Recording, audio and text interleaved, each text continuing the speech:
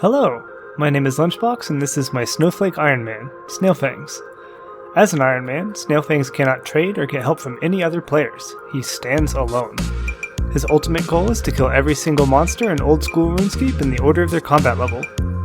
What makes Snail Fangs special is that he also cannot use, pick up, buy, or create any items until he first gets it as a drop from a monster. That means he can't even use basic gardening tools until he gets it as a drop. One day Snail Fangs will take on the game's greatest challenges, starting from the bottom.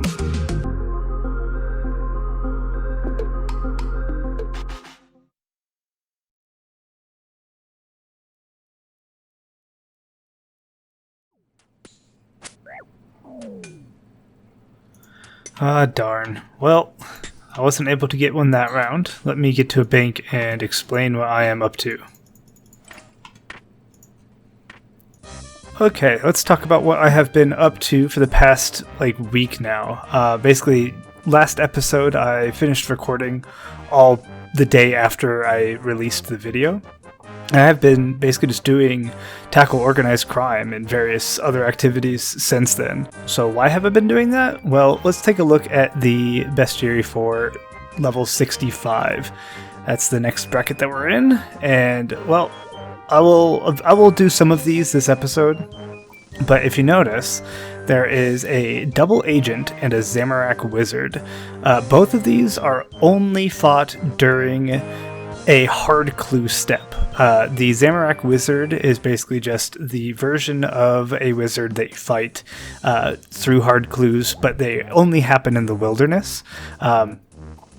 And the double agent is a version of the double agent that spawns to kill you during a hard clue, but the level 65 ones are the ones that spawn in the wilderness. I am looking for a very specific double agent, as previous episodes have shown. I have grinded out the Armadillo Crozier and the Black Headband here through medium clues so that I can get a very specific step in the wilderness. There's the clue step, where is it? Way out here at the far top right corner of the wilderness is this volcano. The step that's up there requires me to have a headband and a crozier to be able to summon a level 65 double agent through a hard clue. However, that is one hard clue step of many. There are a couple of other hard clues that let you do stuff in the wilderness, but all of those need a blue vambraces, and blue vambraces are locked out for me. Yeah, blue vambraces are dropped by both water fiends and brutal blue dragons, which are higher than my current combat bracket, which is 65. So I'm just left with this one option, and it's proving to be a bit of a grind. So I'm going to continue with that, but in the meantime, I'm going to at least tell you everything that has happened since the last time I did a recording. So the first thing that I would like to talk about is tackle organized crime and how the mechanics of it work. So you have to come up to this Shazian camp lady here, this Captain Jania. I think you have to have a certain amount of Shazian favor to do it, but either way, you can check this board here, and it will tell you, hey, we've received reports of a gang meeting in the Shazia ruin northeast of our city. The meeting is expected to start in 19 minutes. This is actually the location of the gangsters that I have been killing for hard clues. Luckily there's a RuneLite plugin just called Organized Crime. And essentially, it doesn't work for this specific step, funnily enough, but what it does is I'll have a clip of it up on the right hand side, but kind of helps you figure out when they're going to be coming to each location. You just hop through all of the worlds, and it will keep track of when they start and where they are. To start off with that, though, there is a bit of a quirk to it. Essentially, whenever Jagex does a server reset, it sets all of the worlds to the same seed, and they all start at the same time, and they summon in the gangsters on a random timer within 2 minutes of the time that they're supposed to be there. which makes it so that at the very beginning of an update, so like on a Wednesday right after they release everything, I guess they release things on Tuesdays. Anyway, whatever day they do the releases, after the release, a reset happens on all the worlds, and all the worlds are synced up. But after a little bit of time, that 1 to 2 minute difference between when they spawn in and when they despawn is able to make the worlds off kilter. So that makes it so that you can hop between the worlds as they show up, and you can get the criminals in that order. I've been having to abuse this quite heavily because I need to kill a ton of gangsters. They have a 1 in 65 chance of dropping a hard clue, which unfortunately for me is the fastest option that I have right now.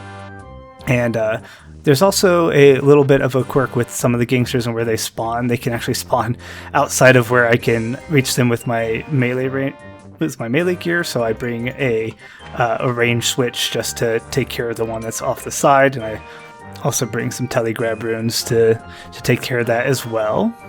Actually, I'm not able to kill either of the gang bosses that show up. I'm only able to kill the gangsters because the gang bosses are a little bit too high of a level. But one of them that shows up, the ranged gang boss, he hits really often and really fast and really high. So I've been basically forced to pray range against him and tank everybody else whenever he comes up. So that's an interesting little quirk that comes from that gang boss. As for the gangsters that do show up, there is between 4 and 14 gangsters that show up at each location. That averages to about 9 total for each section. So every time that I am able to make it to a place, assuming nobody else is there, I'm able to kill on average 9 gangsters per section. Another thing. After 5 minutes of them being there, so they'll spawn in, they'll start their little meeting, and after 5 minutes of them being there, they'll dismiss themselves, and they'll all log out at the same time. It's actually kind of funny. You can actually damage them most of the way right before their meeting is over, and if they were to end their meeting early, all the ones that you damaged enough or more recently take enough damage to kill themselves, and then you get the loot anyway. So if it's about to have them despawn, you can just tag them all real quick and you can get their loot anyway. Yeah, there is a lot of people doing this. I'm surprised, actually. It's a whole bunch of different people, which means that these are all people, I'm assuming, coming to get their Shazian favor filled out. It's a really fast way to do it. The gang bosses themselves give 10% by themselves. So all you need to do is just kill a couple of gang bosses once you unlock the ability to tackle organized crime, and you've got 100% Shazian favor. It takes basically like 20 minutes to do if you know what you're doing. As for the rates go, I'm able to kill about 65 gangsters an hour with this, and since the hard clues drop from them at a rate of 1 in 65, that's about 1 hard clue an hour doing this method. So this isn't exactly a fast thing that I am doing here. Oh yeah, you may have saw I did max out my Shazian favor doing this, so that is one less thing on the list to do in the future. Additionally, after you kill them, they have a chance of dropping intelligences, and this intelligence, like a piece of paper that you bring back to the lady in the Shazian camp, and you can train them in for combat stats, or specifically combat training. You can do attack, strength, defense, or hit points. I've just been basically dumping them into whatever style I'm currently training, which right now is defense, so that I can catch it up, because matching everything up to 73, because that's currently what's giving me a new max hit. Once I get this defense up to 73, then I will raise up to the next max hit, but that's what I've been dumping the intelligences into. Yeah, this has also been pretty lucrative for my account specifically, because these guys drop a lot of good Iron Man construction materials, awkwardly enough. So from the 1,526 gangsters I've killed so far, I've gotten 3,596 oak planks and a whole bunch of mahogany and teak planks as well. That is a lot of construction experience. Let me just see how much that is real quick. Yeah, I'm actually able to get up to almost 82 with my with just the planks that I have in in my bank from this. So that's pretty good. I am liking that a lot. Additionally, with the loot, I've been able to get 17 rune scimitars, which is 250,000 GP once I alch them, so that's really nice. I'm also able to get like 1,000 gold bars and 5,675 cosmic runes. That is going to save me so much money in the future if I ever need cosmic runes for a grind, so that's amazing. I got a ton of compost too. I don't know if I'm ever going to use this compost, but there's a whole bunch of it. There's also black plate skirts, black chain bodies, black scimitars, and a black med helm. I kept one black med helm because I need that unlock for a future quest.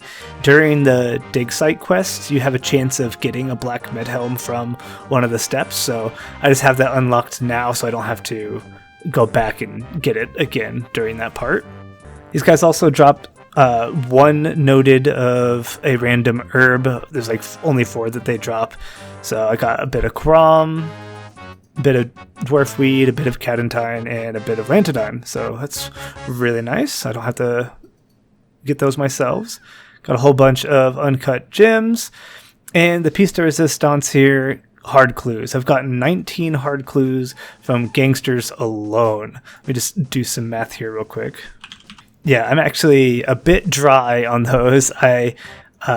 If this was on rate, that means that the hard clues are a chance in 1 in 80 with my current drop rate, which is not correct. They're actually 1 in 65, so I should actually have 23 of them dropped so far, but as we can see, that's not true, so I'm unfortunately dry here as well. Who would have thought?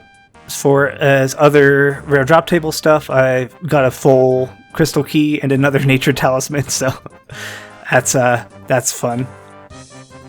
And they also drop raw GP, which I got 109k from. And this is a little bit of a spoiler for what's coming up next. Just got an imp random event. Just gonna put this into herblore. That's what I've been doing with all of my experience tomes and lamps. And I'm 28 herblore now, so that's pretty cool. Anyway, speaking of random events, I was also able to completely finish the the beekeeper's outfit. This is, for whatever reason, rare for some people to finish this whole set, but now Fangs has completed it. I didn't just try gangsters for this grind. I've also tried to do nature and magpie implings in Puro, and it's a pretty similar rate, but they are slightly slower. I'm able to get about 65 rolls an hour on them, which includes natures, magpies, and ninja implings. And all things considered, that's about 0.75 hard clues an hour at a rate of 65 of those an hour, if you include their rarities as well. So it's a little bit slower than killing the gangsters, so I've just been sticking to the gangsters. When I was getting the nature implings, I got a whole bunch of seeds, as well as 2 hard clues from them. I caught quite a few. And I did get some new unlocks from them. So from the gangsters, I've unlocked a teak plank, coconuts from the nature implings, a clean torstal, and a torstal seed from the nature implings. We'll get to the caskets here in just a little bit, but I also randomly found a dragon impling, and that gave me 15 summer pies, so summer pies are unlocked, not that it does anything for me. And I also got some onyx bolt tips unlocked from a ninja impling.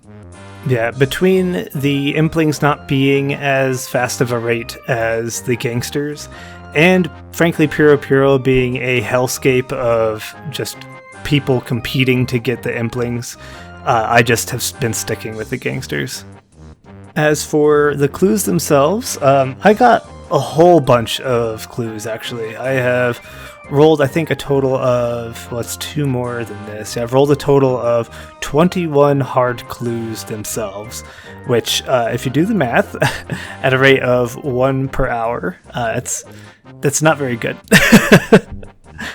So I've been at this for just under 25 hours so far of purely doing this at as best rate as I can.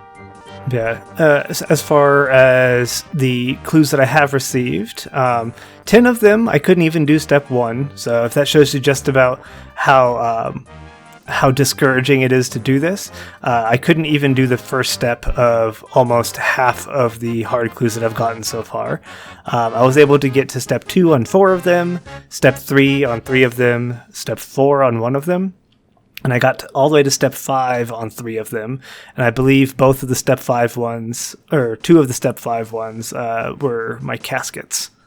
So in total, I have rolled 46 times on the hard clue steps to see if I can get specifically the double agent.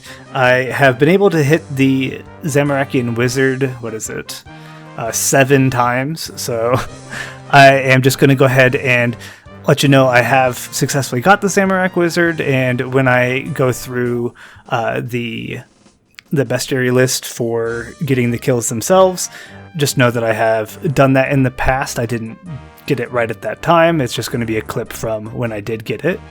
And I do have to say, it is kind of interesting.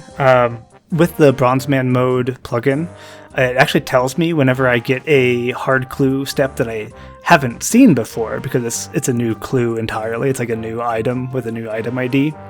So every time I see a hard clue unlocked, I know that it's a step that I haven't done, which is a chance to roll the double agent spot that I do need.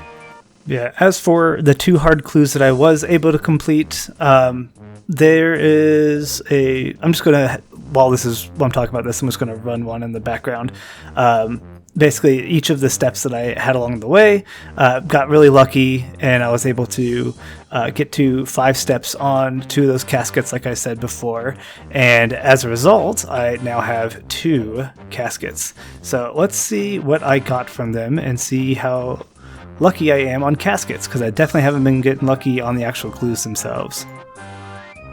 Oh, very nice. Black D'hide Chaps is a upgrade.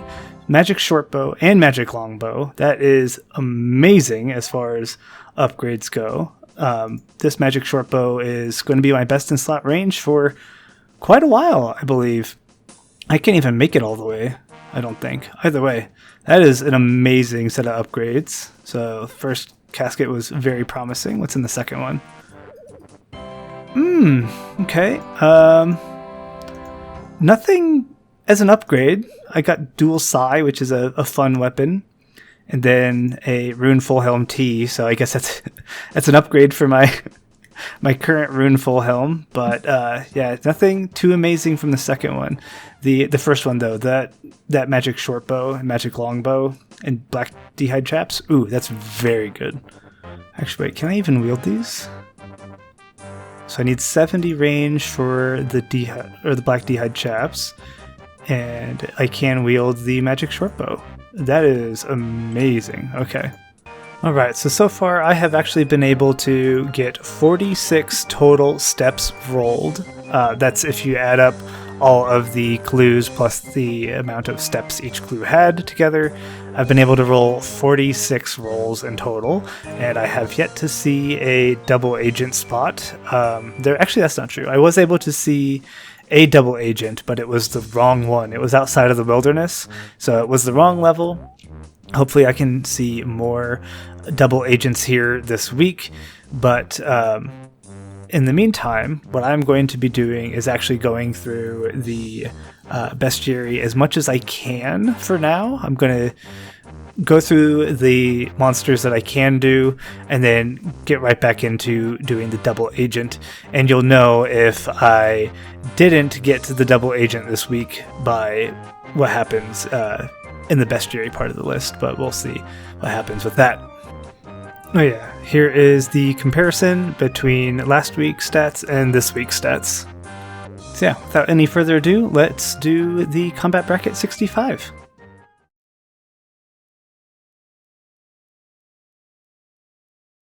Okay, alright. So I just showed up to Pest Control. I got to take a look at the very first item on the list, this level 65 splatter. And, well, I am actually going to have to wait a little bit to do this. It is they're only accessible in the veteran version of Pest Control, which you need to be combat level 100 to get access to. I am currently combat level 91, so I'm not too far off, and assuming that I continue to get unlucky with the gangsters I'm currently doing, I might actually be combat level 100 by the time that we get to this. So I'm actually going to hold this off until after I get the double agent piece to grind out the rest of those levels. So this is on standby in the meantime. As for the next thing on the list is a level 65 Sea Troll. This Sea Troll is part of a quest, specifically the Swan Song quest, and that is in quite a while actually. The quest itself has a level 170 Sea Troll Queen in it. I don't know exactly what else is going to be blocking me from doing this, as there's a whole bunch of clues, not a whole bunch of clues, a whole bunch of other quests between now and then, so it is locked out at the earliest of a level 170 creature, but I'll put it onto the list for now. It's actually formally locked out. As for next is a level 65 double agent. If I am lucky enough to get it this week, you will see that right now. If I don't get lucky, I'll just skip on to the next thing. But next thing on the list is a level 65 double agent. I just spent a long time explaining what that is and what the restrictions are on it, so I don't feel like I have to explain again. But if you happen to see a clip after this, I got lucky. After the level 65 double agent is a level 65 Zamorak Wizard. I was able to see a couple of these during my hard clue grind, but here is just one of them. I'll go ahead and throw up the clip of me killing that right now. Okay, and here should be, yes, the level 65 Zamorak Wizard.